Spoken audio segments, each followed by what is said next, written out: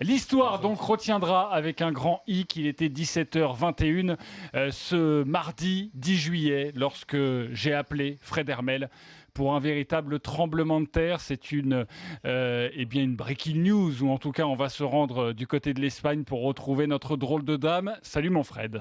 Hola chicos. Salut Fred. Alors, je sais Salut les très amis. bien que l'Espagne est éliminée, donc on ne va pas discuter de ça. Je sais très bien que Luis Enrique va remplacer Lopetegui, puis plutôt Malheureusement, Fernando Hierro. Alors, non, n'attaque pas là-dessus, Fredo, pas tout de suite. pas tout de suite. Mais nous t'appelons car Cristiano Ronaldo va très vraisemblablement quitter le Real Madrid pour la Juventus Turin. On attend le communiqué officiel du Real Madrid dans les instants, les minutes, voire l'heure qui vient. Voilà, Cristiano Ronaldo va quitter le Real Madrid. D'après le journal Marca, pour 105 millions, 105 millions d'euros de transfert. Il va signer un contrat de 4 ans pour un salaire de 30 millions net après impôt annuel.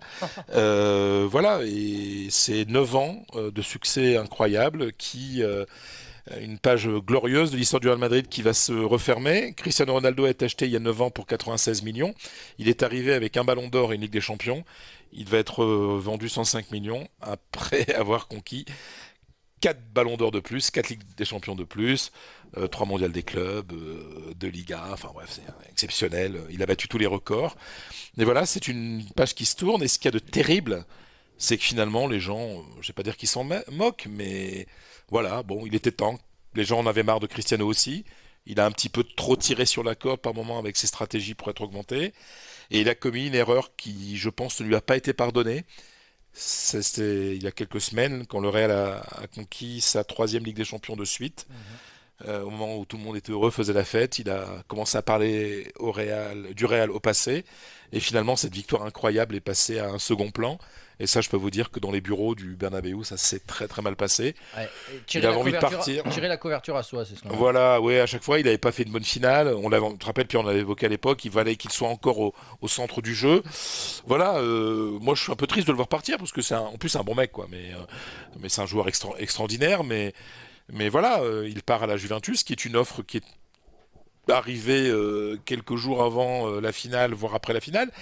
Et surtout, c'est une histoire qui a débuté quand, en quart de finale aller à Turin, cette victoire 3-0 du Real, quand Cristiano met ce retourné absolument extraordinaire, Ouais. et qu'il y a une standing ovation de la part des supporters de la Juve.